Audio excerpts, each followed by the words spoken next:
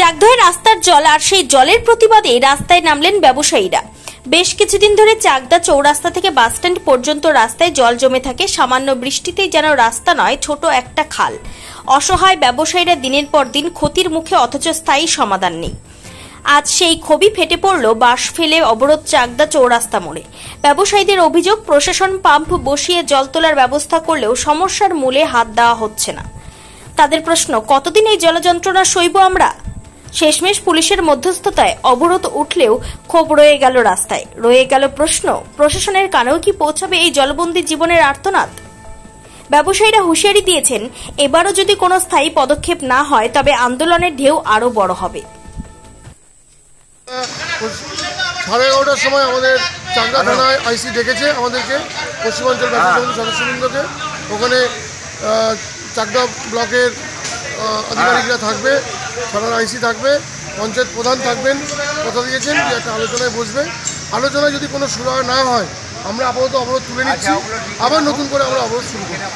কারণ ওখানে সম্মানীয় লোক আছে অনেকেই, আমাদের বিডিও আছে, উপপ্রধান আছে, আমাদের চাকদা আইসি আছেন। আমরা যাচ্ছি, কোনোরকম যদি কোনো ডিসিশন ভালো না হয় তাহলে কিন্তু আমরা আবার অবরোধ করি। না, অবরোধ করছেন মানে আমাদের জলটা সরানোর জন্য, আর কিছু না। দীর্ঘ 4 মাস ধরে তো অভ্যাস হয়ে যাওয়ার কথা। এটা কথা অভ্যাসে, আজকে অভ্যাসের এই পরিস্থিতি, আজকে এই যে বিশেষ করে কারণ হচ্ছে যে শাটার বন্ধ। আজকে রাজীবের আজকে 9খানা ছেলে বসে বসে মাইনা দিতে হচ্ছে ওকে, টোটাল কাজ বন্ধ।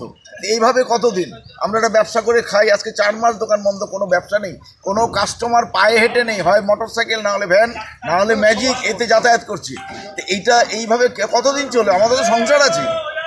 আমাদের মেইন হচ্ছে জলটা যেভাবে নিষ্কাশন করে দেখ, সরিয়ে দেখ, আমাদের আর কোনো আপত্তির কিছু নেই। চাকদার এত বড় ব্যবসায়ী সংগঠন দেওয়ালে পিঠ থেকে গেছে, একদম দেওয়ালে পিঠ থেকে গেছে।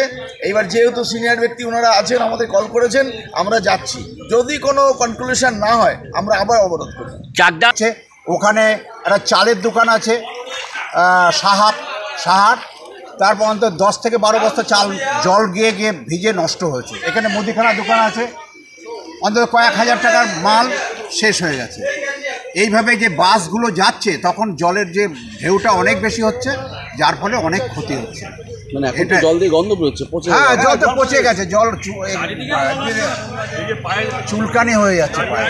মানে কোনো প্রশাসনিক পঞ্চায়েত আমাদের সেইভাবে কিছু করতে পারছে না। করার চেষ্টাও আমরা বারবার গেছি, ওনারা লাস্টে 2টো মোটর দিয়েছে, ওইটা চালিয়ে নিতে হবে আমাদের। হ্যাঁ, পয়সাটা মোটরের পয়সা ওরা দেবে, আর আমরা লেবারের পয়সাগুলো আমরা দিচ্ছি। এইভাবে চলছিল দীর্ঘদিন, চলতে লাস্ট এই যে ভারী বৃষ্টিটা হলো, এই জলটা তুলে দেওয়ার। নদিয়ার চাকদা থেকে সংকল্পদের রিপোর্ট, HPR নিউজ।